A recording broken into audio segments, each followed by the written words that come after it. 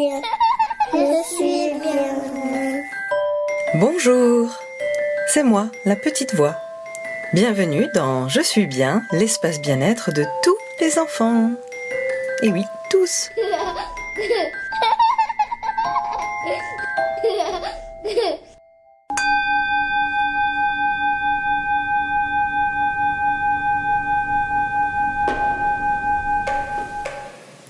Il était une fois, au 5e siècle en Occident, et pendant l'ère Muromachi en Extrême-Orient, vivait un prêtre répondant au nom de Bodhidharma.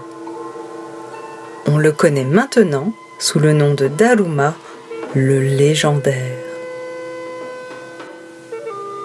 Daruma-san était un homme à l'air bourru et austère, mais en réalité, il avait simplement des sourcils hirsutes et laissait pousser sa barbe si bien que cela lui donnait un air grognon et l'on ne pouvait distinguer aucune autre émotion émaner de son visage.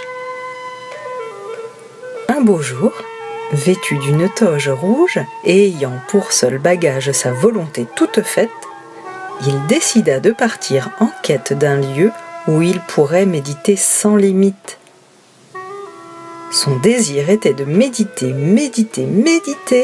jusqu'à transcender son esprit là où songent les sages. Il parcourut donc l'Asie tout entière à la force de ses jambes.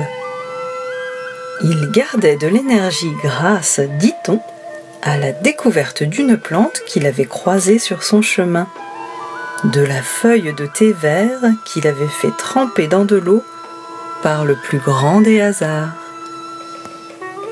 En buvant le breuvage, il le trouva si délicieux qu'il en récolta quelques feuilles et en faisait goûter à tous les badauds qu'il croisait sur son chemin. Ainsi, le thé connut toute sa notoriété selon la légende. Après un long périple à travers tout le continent, Daruma-san trouva une grotte tout à fait convenable à son désir méditatif. Ici, il serait à l'aise pour laisser son esprit s'élever dans les hautes sphères de l'univers. C'est alors qu'il s'installa dans la position du zazen, c'est-à-dire les jambes en tailleur et les mains jointes sur son ventre. Il entama donc sa recherche de l'illumination. 7 années passèrent et Daruma-san méditait sans relâche quand, tout à coup, il s'endormit.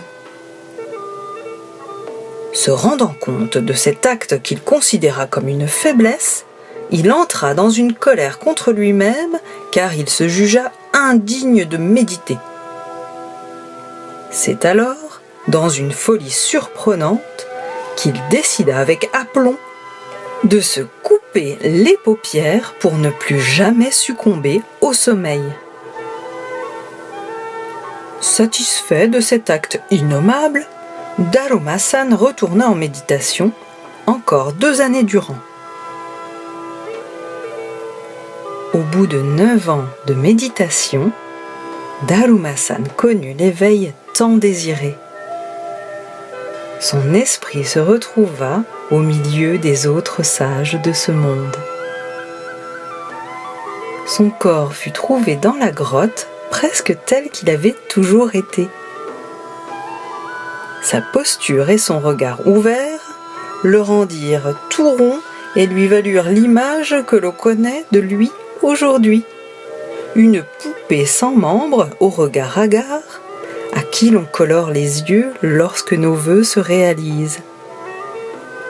La quête spirituelle de Daruma-san est devenue au fil des siècles le symbole d'une volonté sans faille, d'une patience à toute épreuve et d'un optimisme pour le moins inouï.